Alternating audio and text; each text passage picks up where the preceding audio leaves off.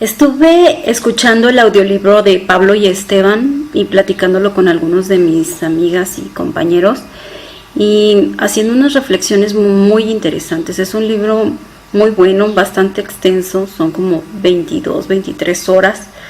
Es complicado, es un libro histórico con mucho detalle, en ocasiones difícil. Hay que regresar y regresar para entender algunas cuestiones y me decidí a hacer este video con un pequeño resumen de lo que trata, muy resumido, y algunas de las reflexiones que me dejó, porque sé que no todos tienen la oportunidad de disponer de 23 horas para escuchar el libro, ¿no? Es un poco complicado.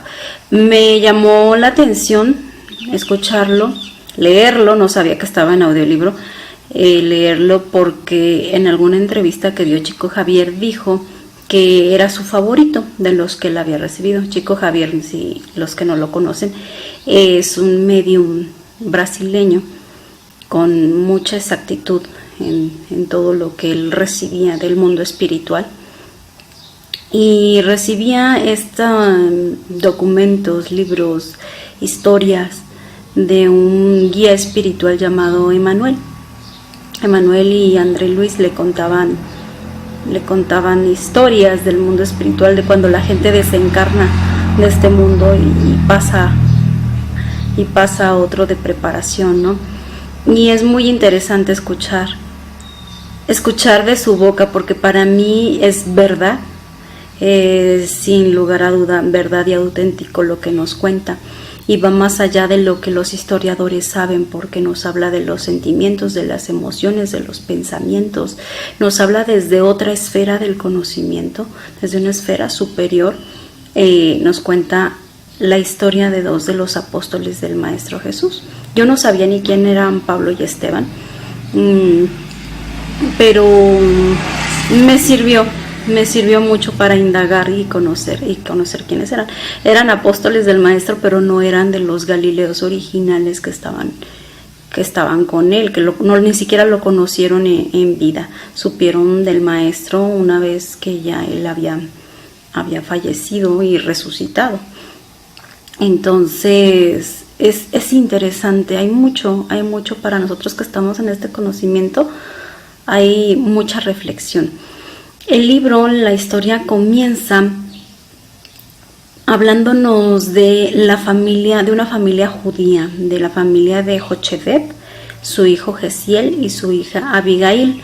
Empieza así un poco confuso porque pues dices, bueno, se llama Pablo y Esteban, ¿no? Como que qué tienen que ver esta familia, pero sí, en origen Gesiel era el nombre de Esteban, después se hizo llamar Esteban, pero su nombre era Gesiel.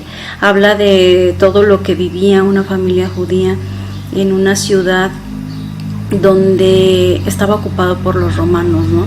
Los romanos llegaban y conquistaban y les permitían hasta cierto punto libertades, ¿no? Tener tu propio gobierno, tener tus costumbres, tu religión, pero siempre estaban bajo el dominio de los romanos y complicaba mucho la convivencia.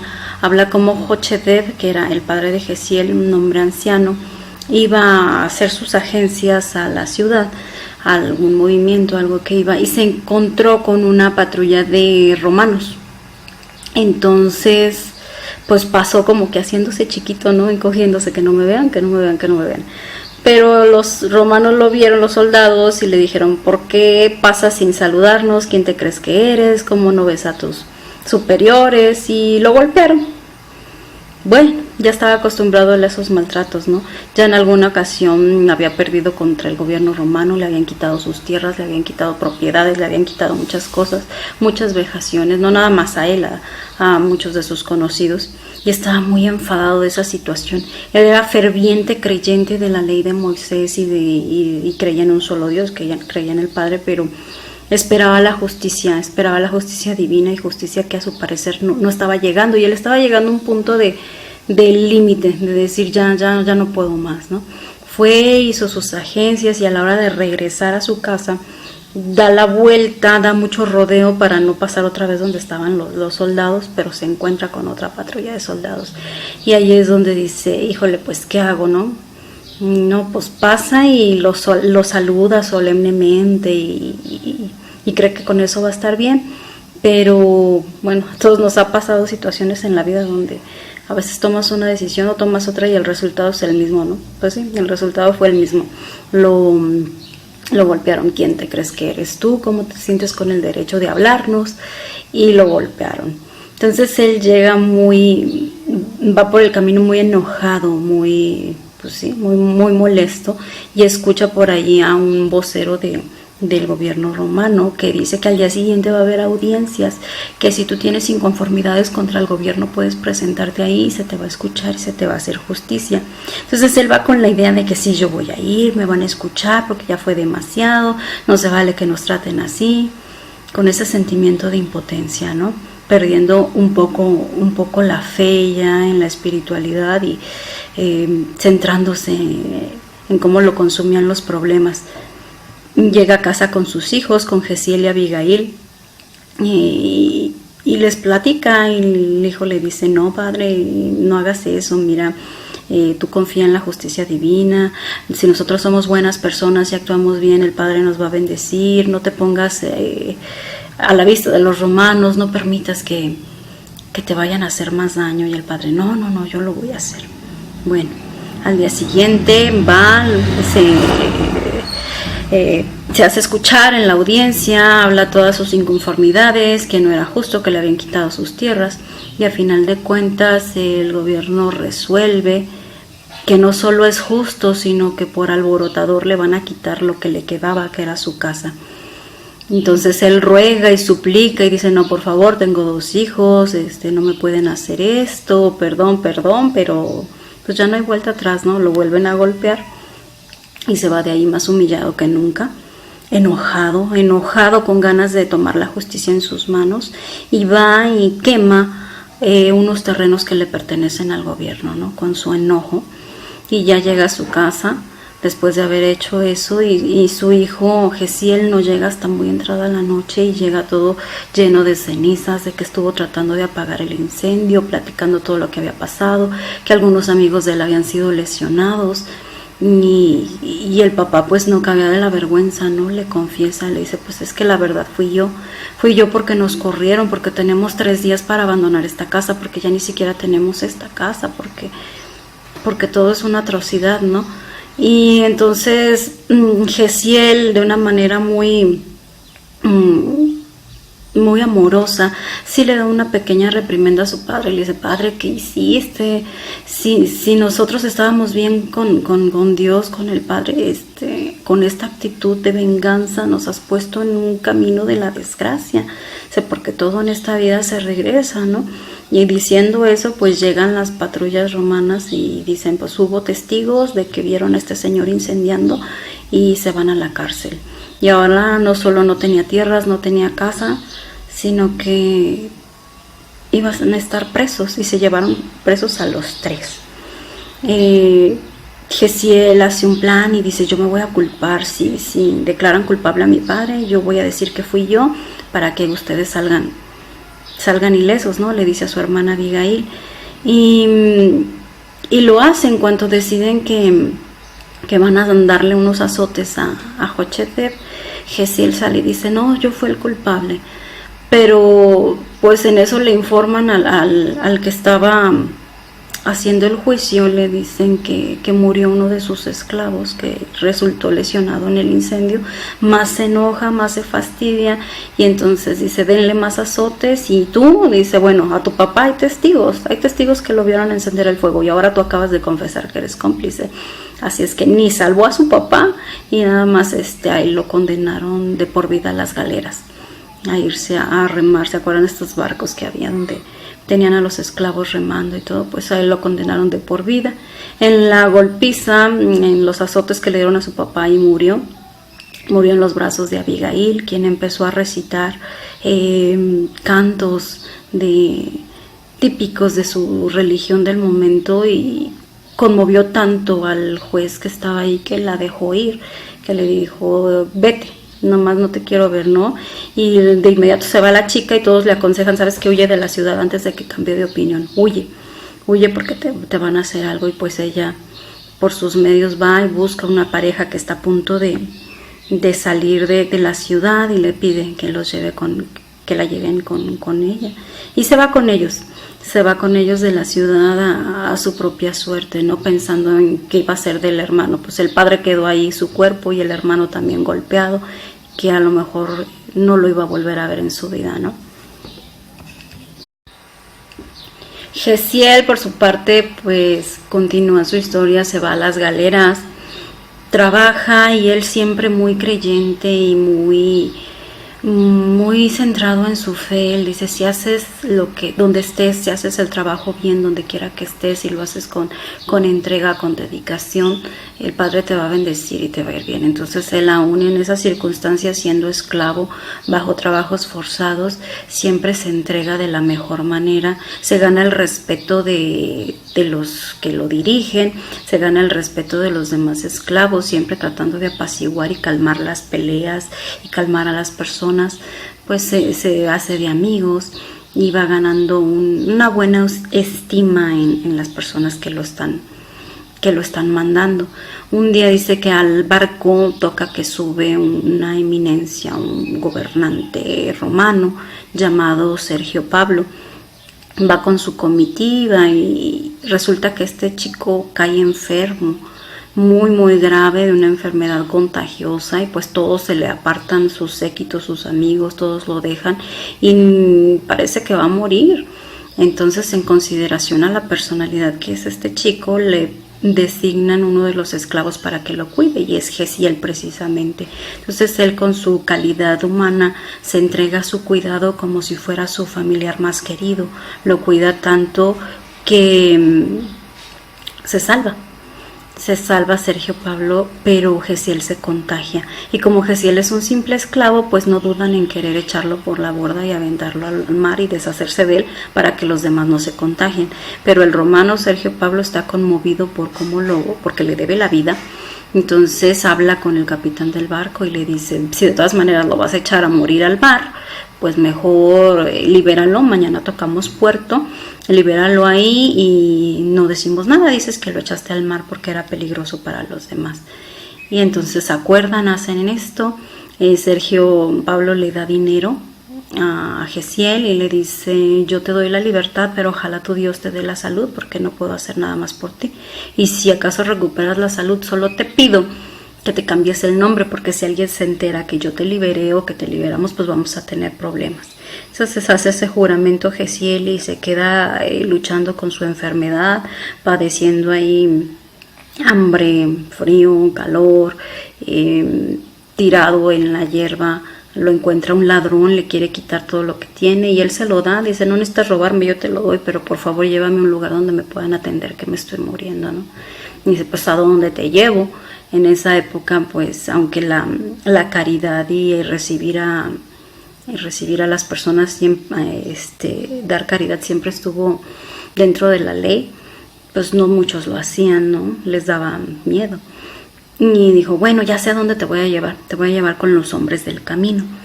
Y los hombres del camino, bueno, pues lo lleva a una casa, tocan y lo recibe un hombre, Simón Pedro, discípulo del Maestro Jesús.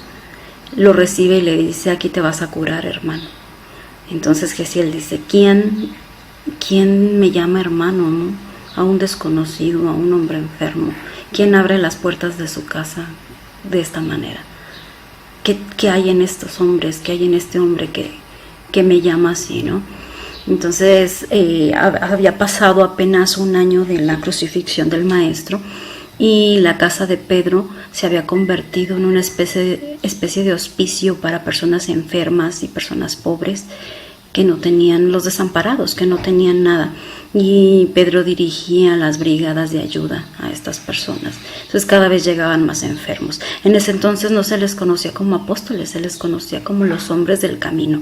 Yo digo que tenía mucha lógica porque andaban con el Maestro de pueblo en pueblo y la gente se los encontraba en el camino, entonces eran los hombres del camino. Ya a esa casa de Simón Pedro se le llamaba la Iglesia del Camino. Fue la primera iglesia del camino, donde no solo atendían y daban de comer a las personas, sino que hacían asambleas para hablar del evangelio, de la palabra que había dejado el maestro. Eso se me hizo muy, muy bonito, ¿no? Poco a poco le compartían no solamente salud y les llenaban el estómago a los enfermos y a las personas, sino también les llenaban el espíritu, les daban de comer al espíritu con la palabra del maestro, le hablaban de él, les contaban su vida, les contaban todo lo que nos vino a enseñar el maestro. Poco a poco Gesiel se recupera y él, que es muy conocedor de la ley de Moisés, inmediatamente dice sí concuerda todo, sí es el Salvador que estábamos esperando, sí lo creo, y es tiempo de hacerlo saber, ¿no? Esteban tenía un don de la palabra y se instruye en el Evangelio. Dicen que Simón Pedro tenía registrado en papiros, en las palabras del maestro, muchas de las anécdotas que vivieron, que las había redactado un levita llamado Bernabé. Y ese era la primera copia del evangelio que tenían del maestro, y ese fue el que devoró Gesiel. Una y otra vez lo leía, y me recuerda mucho como cuando nosotros llegamos al mensaje y vemos una meditación y queremos otra y queremos otra y queremos devorarlas, y escuchamos 2, 3 en el mismo día o más. Y él estaba ávido de saber más y de saber más, y ya se queda a vivir con ellos, se hace parte de la familia, se pone a atender enfermos y sobre todo participa mucho en las asambleas donde van a escuchar la palabra del evangelio, y es tanta su entrega y su devoción que sin haber conocido al maestro, sin haber estado y recibido la dicha del Espíritu Santo, él también tiene la facultad de obrar milagros y de sanar personas. Entonces empieza a correr el chisme, digámoslo así, y llegan más personas a querer ver a esa persona que habla tan bien y que cura a las personas, ¿no? Y llega a oídos de un personaje muy reconocido en la historia, que es Saulo de Tarso. Era un rabí del Sanedrín, doctor estudioso de las leyes de Moisés, joven, ambicioso, que quería subir alto en su carrera como rabí, que era una de las grandes promesas de Jerusalén para dirigir el templo de los judíos, y que tenían muchas esperanzas en lo que él pudiera lograr, ¿no? E iba a ser el sucesor de Gamaliel, quien era el que los dirigía en ese entonces, su gran maestro, el maestro que le había enseñado todo sobre la ley de Moisés. Llega a sus oídos que hay un predicador que está diciendo blasfemias en contra de la ley de Moisés, y entonces decide acudir a una de las asambleas a la Iglesia del Camino. Va y escucha a Esteban y trata de encararlo y de crear una polémica cuando Esteban está hablando. Pero Esteban, bajo las enseñanzas del maestro, como nosotros de los maestros, sabemos que no debemos inmiscuirnos en polémicas y que no se debe alimentar esa energía negativa cuando alguien nos confronta. Entonces él lo evita. Esteban dice, no, el maestro nos ha enseñado a que esto no se hace, y lo deja ahí, pero Saulo lo toma como una afrenta muy grave, porque lo deja en ridículo delante de las personas, y a partir de ahí toma contra los cristianos, que todavía no se llaman cristianos, contra los hombres del camino y los seguidores de los hombres del camino. Toma un odio indescriptible. Hace todo lo posible para que el Sanedrín los procese, pero dice, pues es que no hay ninguna denuncia en contra de ellos. Entonces organiza un complot, va y busca persona que vaya y específicamente denuncia a Esteban y a los hombres del camino. Los denuncian, los apresan, pero de alguna manera Pedro ayuda para que no los apresen a todos. Pedro invita a Gamaliel, a quien es el rabí que dirige el Sanedrín, lo invita a la Iglesia del Camino para que vea a qué se dedican, para que vea con sus ojos, para que no sean rumores, sino con sus propios ojos vea lo que está sucediendo. Y Gamaliel va y ve que atienden a los enfermos y le conmueve mucho, porque incluso ellos, que se dicen seguidores de la palabra del Padre, de la ley de Moisés, no tenían caridad para los enfermos, no habían hecho un hogar así para todos los necesitados, sus necesitados, porque eran judíos en estado de desgracia los que llegaban ahí. Entonces se conmueve, y más cuando encuentra un amigo de él que estaba ahí con lepra, que en sus años mozos había sido una personalidad en la ciudad de Cesarea, y ofrecía banquetes y ofrecía bailes y ofrecía muchas cosas. Era un hombre importante, pero cuando se enfermó de lepra todos le dieron la espalda y hasta su familia lo abandonó a la calle. Y ahora estaba ahí en ese hogar con los hombres del camino que le habían tendido la mano y le habían compartido el evangelio. Entonces este amigo habla con Gamaliel y le explica todo esto. Entonces el viejo rabí empieza a comprender. Es como cuando te tocan el alma, cuando sabes que por vibración algo es cierto, y tiene la batalla de mente contra corazón, pero le dan una copia del evangelio y se lo lleva para estudiar. Entonces Gamaliel empieza a hacer sus reflexiones, pero él está a punto de retirarse, de dejarle lugar a Saulo. Entonces sí se mete en una batalla personal de qué hacer. Yo estoy viejo y yo ya no tengo la fuerza para renovar el judaísmo con el nuevo evangelio. Si yo lo hago, yo no voy a poder. Entonces decide mejor él planear su retiro, aunque se convierte por el evangelio y decide mejor retirarse. Pero Saulo sí comienza toda su venganza y su persecución en contra de los hombres del camino. Y lo que son las cosas y lo que son los hilos invisibles que atan las vidas, que nosotros a veces no comprendemos, que llamamos coincidencias, que llamamos simplemente casualidades, y no lo son. No tenemos la capacidad de ver cómo los hilos nos unen a distintas historias, a distintas personas y a distintos porqués. Y esta historia me gusta porque está contada desde una esfera superior, diferente, donde te van mostrando cómo los caminos convergen. Y es tan impactante como te vas dando cuenta a manera de que te narran el destino de Abigail, por ejemplo, que fue adoptada por este matrimonio, por esta pareja con la que salió de su ciudad, y que conoció a un hombre joven, interesado en la ley de Moisés, con un futuro brillantísimo, que nunca se había involucrado con mujeres porque tenía en su mente la idea de una mujer perfecta que llenara todas sus expectativas, respetuosa de la ley de Dios, con todas las virtudes que ninguna mujer llenaba, y que cuando conoció a Abigail inmediatamente se enamoró de ella por todas esas cuestiones, y solo le prometió que antes de casarse pues trataría de encontrar a su hermano que había sido condenado a las galeras de por vida, Gesiel. Y ese hombre era Saulo de Tarso, que sin saberlo estaba odiando a su propio cuñado, ¿no? Estaba odiando a Esteban, porque, bueno, ahí ya se llamaba Esteban. Gesiel, después de que se sanó en la casa de Simón Pedro, le contó a Pedro la verdad, le dijo de dónde venía, quién lo había salvado y que tenía que cambiar su nombre. Y entonces Pedro lo asumió como hijo espiritual de él, se llevaban muy bien y lo bautizó como Esteban. Y a partir de ahí se hizo llamar Esteban, pero la historia ya estaba intrincada, los lazos ya estaban enredados. Saulo odiaba a Esteban y lo quería destruir sin saber que era el hermano perdido de su prometida, ¿no? Y así lo hace, lo lleva a juicio, lo condenan a ser apedreado. Y como era su primera victoria como dirigente, ya que Gamaliel se iba a ir y era su primera victoria como el siguiente dirigente del Sanedrín, invitó a su novia a que viera el espectáculo. Ella no quería, como quién va a querer ir a ver a la muerte de un hombre apedreado, ¿no?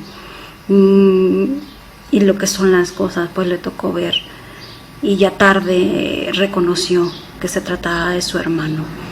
Hay una parte que se me eriza la piel cuando lo escuché, o sea, increíble, donde te cuentan que está Gesiel atado de rodillas a un poste recibiendo las pedradas, y dice que de repente sentía el dolor y luego una mano que lo aliviaba, y sentía otro dolor y otra mano que lo aliviaba, y de repente voltea, ve al Maestro Jesús y ve a sus ángeles, a sus emisarios a un lado, y al mismo tiempo ve al hombre que lo condenó a muerte, está viendo las dos dimensiones al mismo tiempo. Y eso es increíble. Cómo te platican. ¿Quién más que el espíritu de Manuel, que está narrando esto, te puede platicar los sentimientos y emociones y estas visiones que tenía Esteban a la hora de su muerte, ¿no? Y bueno, pues Abigail le dice a su novio: sabes que es mi hermano. Y se le cae el mundo a Saulo, ¿no?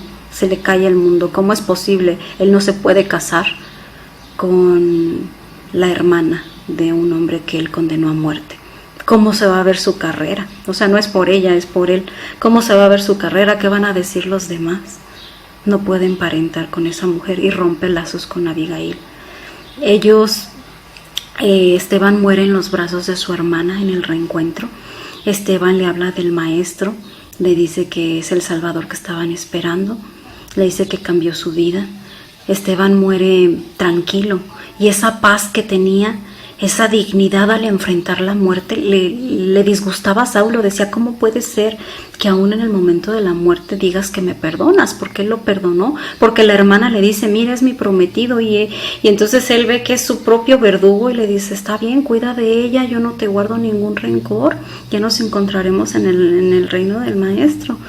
Y Saulo se vuelve más loco y no acepta para nada, piensa que es una humillación más, rompe su relación con Abigail, y Abigail se va muy enferma, cae enferma tanto que fallece.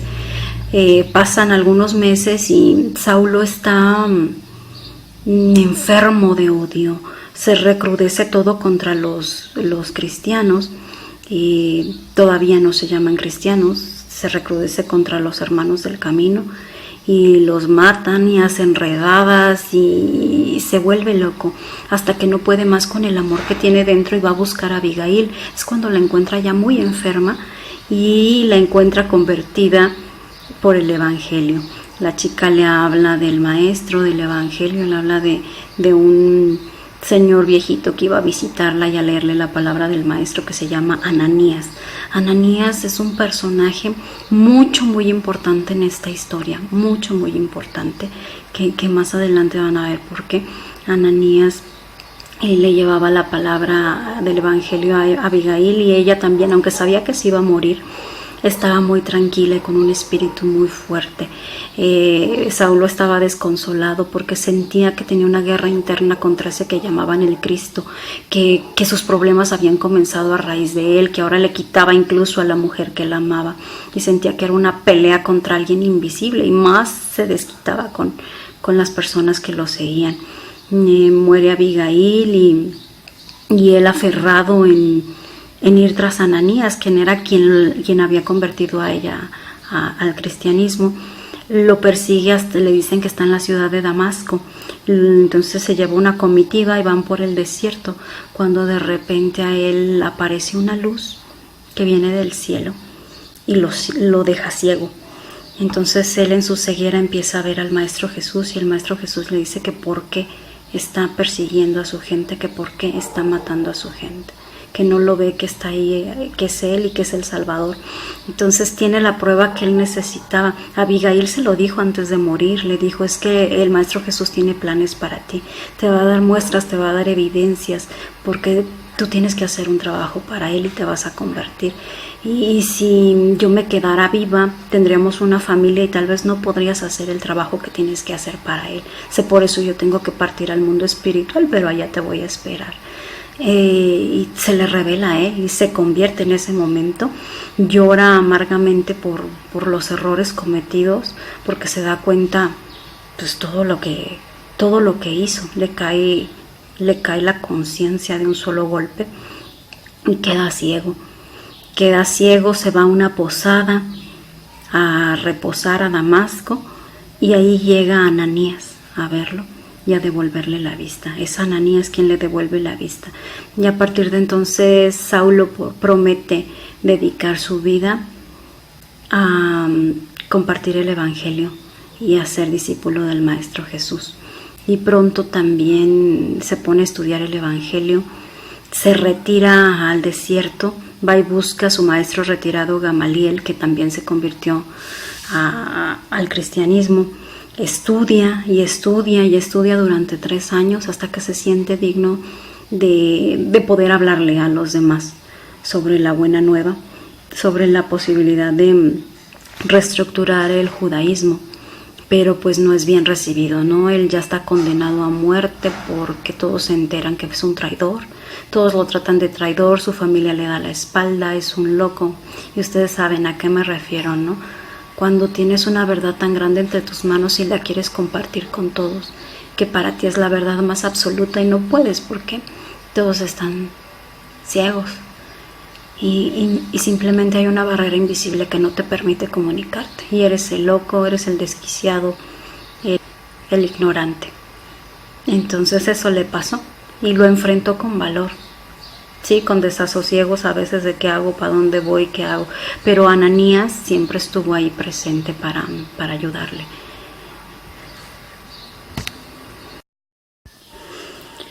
Y bueno, después de su conversión, a partir de su conversión le llaman el convertido de Damasco, porque es un pasaje bíblico muy reconocido, ¿no? Cuando él se encuentra con el Maestro Jesús a las puertas de Damasco. Después de que se va en su retiro al desierto, decide ir a visitar a Pedro y pedir perdón por los crímenes cometidos, ¿no? Después de todo, por su culpa fue que perdieron a Esteban. Va y visita a Pedro y él y los apóstoles pues están así como que no creyendo que les está poniendo una trampa, un cuatro para meterse dentro de la asociación y que su cambio no es cierto, que solo quiere una manera más de fregar al prójimo, ¿no? Pero pues su persistencia les hace creer y terminan aceptando su palabra y aceptándolo a trabajar porque lo ven enfermo, está ya muy decaído y ven que los suyos le dieron la espalda, ¿no? Su propio padre, Saulo visitó a su padre y su padre le dio la espalda, le dijo, ¿quieres dinero? Pues ve con Jesús, ¿no? Con tu Jesús, ve con tu Cristo que te dé, con tu carpintero ignorante le llamaba. Eres seguidor del carpintero ignorante, pues ve que él te dé todo lo que necesita. Y Saulo cae en conciencia y dice, tienes razón.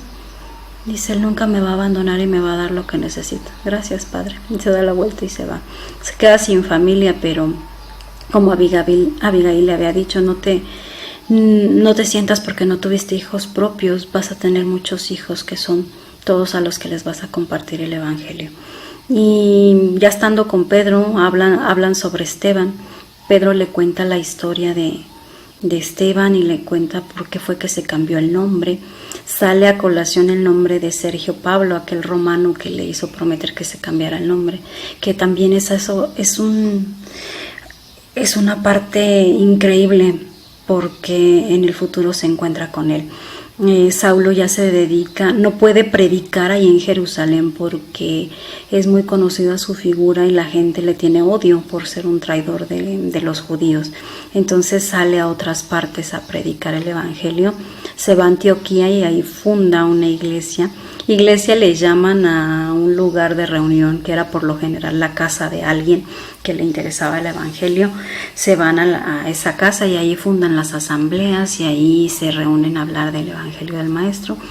Y se crea tanto amor en ese lugar que dice que llegaba el momento en que se manifestaban voces del cielo y que sucedían ciertas cosas como metafísicas extrañas y se ganó una fama muy grande ese lugar, tanto que llegó un joven doctor en medicina que se llamaba Lucas, muy interesado en el evangelio y se hizo amigo de Saulo.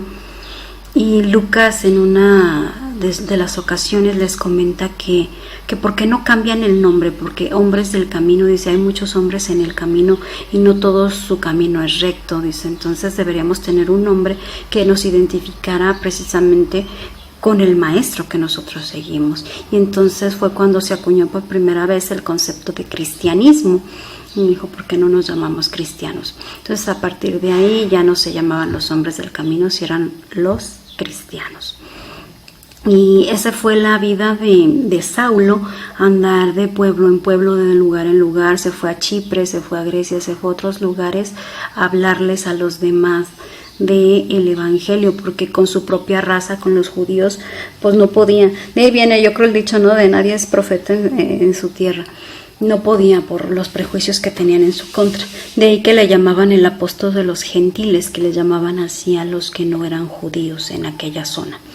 Llegó a una ciudad de Chipre que se llamaba Neapasos, y ahí el cónsul de esa ciudad estaba muy enfermo, entonces le pide que vaya a verlo. Van él y Bernabé a verlo, y tiene un mago ahí, este señor, este cónsul, que lo estaba tratando de ayudar, pero el mago simplemente no había podido hacer nada.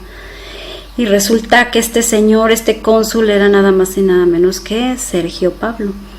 De ahí viene el que le dio la libertad a Gesiel en el barco.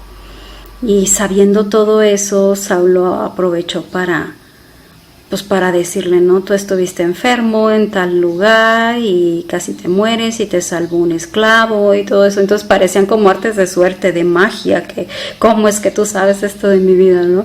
Pero bueno, gracias a eso, a esa adivinación que le hizo Pablo, le permitió hablar del evangelio del maestro, lo sanó, obrando milagros lo sanó. Pero el mago que tenía ahí se llamaba Bar Jesús, el mago, era judío y estaba muy en contra de Pablo. Entonces Pablo, haciendo uso de su poder de palabra, le dijo, así como yo me quedé ciego una vez porque no podía creer, tú te vas a quedar ciego en este momento. Y sí, lo dejó ciego en ese momento unas horas, unas 4 horas. Dicen que luego ya Bernabé y él se pusieron a orar y le devolvieron la vista a este mago Bar Jesús, para darle a entender el poder del Cristo, ¿no? Y bueno, pues Sergio Pablo se convierte al cristianismo, y no solo eso, les ofrece su ayuda para establecer allí una iglesia, y también económicamente para los viajes que tienen que hacer para que vayan a compartir el evangelio a otros lugares. A partir de ahí, pues Bernabé le dice, oye, este fue tu Pentecostés, aquí tú recibiste el Espíritu Santo, porque lo que hiciste, o sea, de dejarlo ciego y luego devolverle la vista, dice, fue increíble. Dice, a nosotros cuando recibimos el Espíritu Santo nos cambiamos de nombre.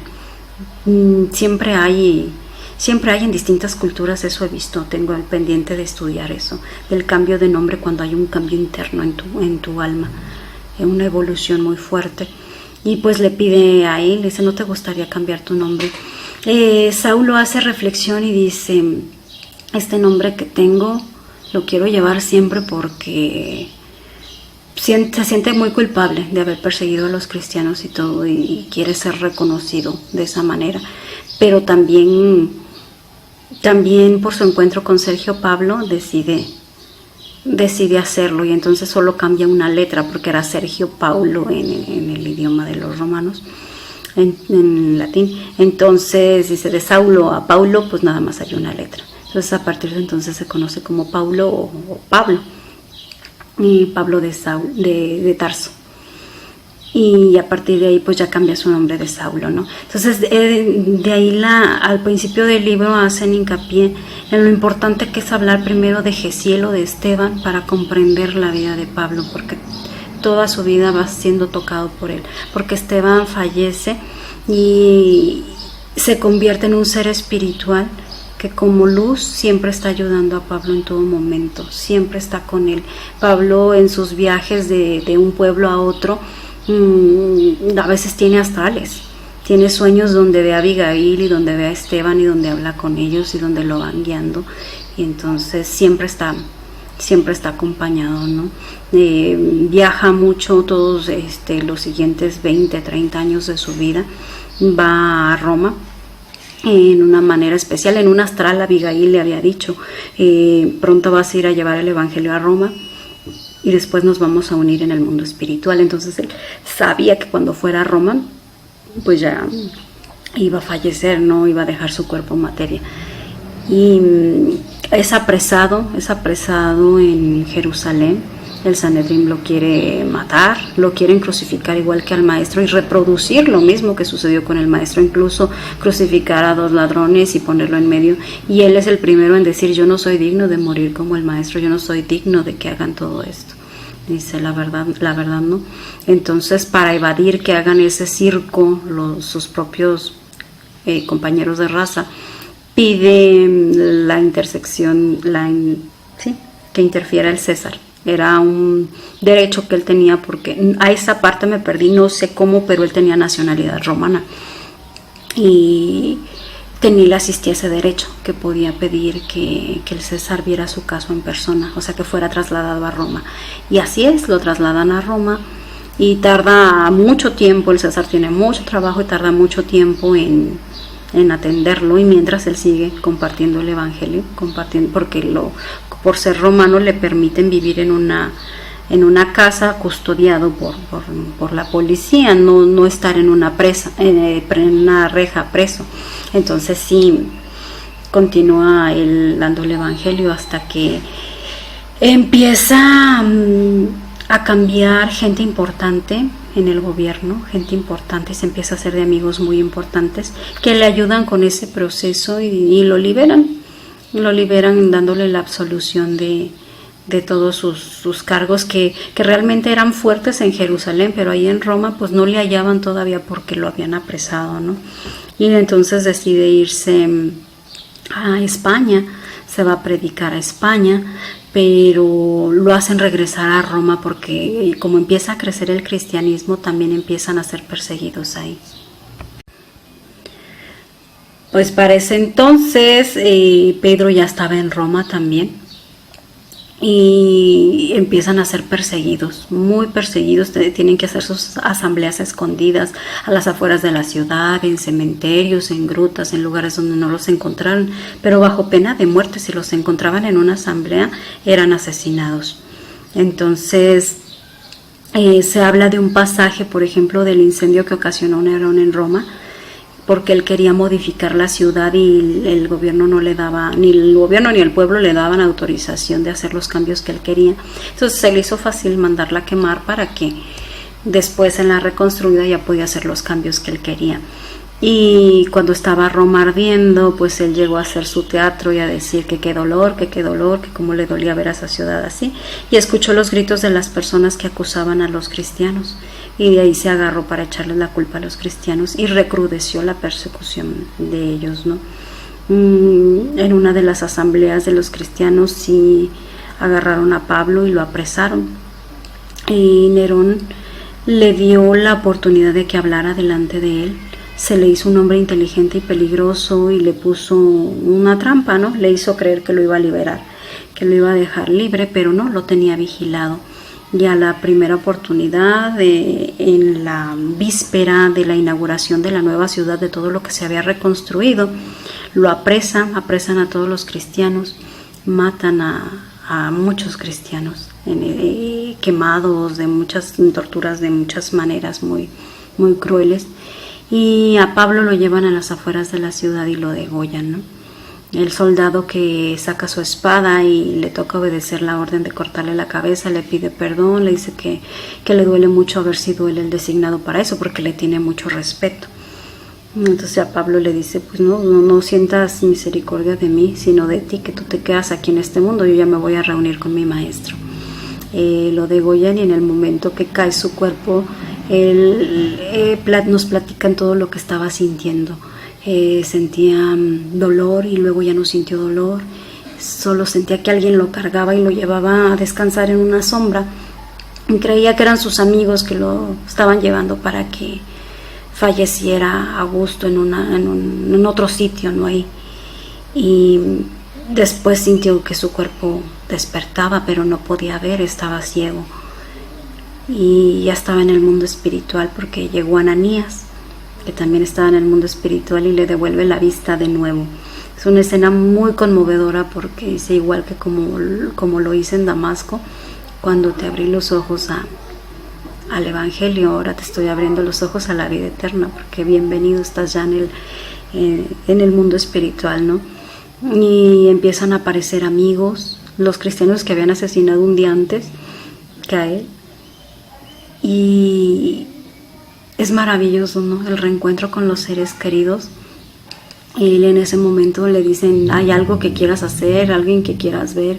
De inmediato él lo que piensa en Abigail, pero se le hace muy egoísta pedir eso. Dice, no, quisiera ir a Jerusalén a pedir perdón por todos mis crímenes.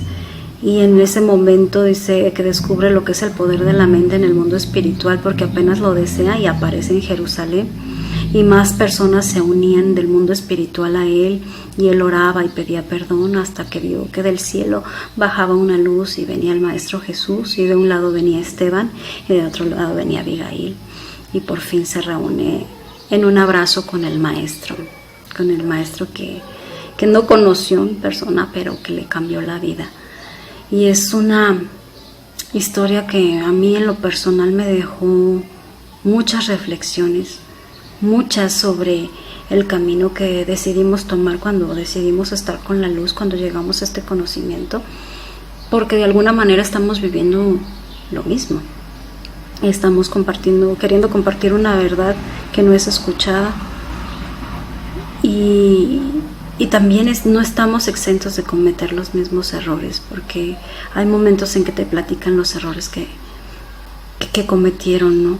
Cuando en los primeros inicios del cristianismo, que a él le decían, bueno, sí te respetamos, pero tu palabra no es tan valiosa como los auténticos apóstoles, los galileos, tú no eres de los auténticos. Y el saber decir que aunque tus palabras tengan amor y tengan razón, no son escuchadas, porque no eres fulanito, no eres el contactado, no eres, aunque tengan razón. Y hay muchos errores que se cometieron y que se siguen cometiendo, y que la historia parece reciclarse y repetirse, y que a través de este estudio podemos no repetir. Es un libro muy muy interesante para quien guste echarle un ojo. Yo solo comparto un poquito de lo que recuerdo, de la historia, de las reflexiones que tuve, y espero que les haya servido, que les haya gustado.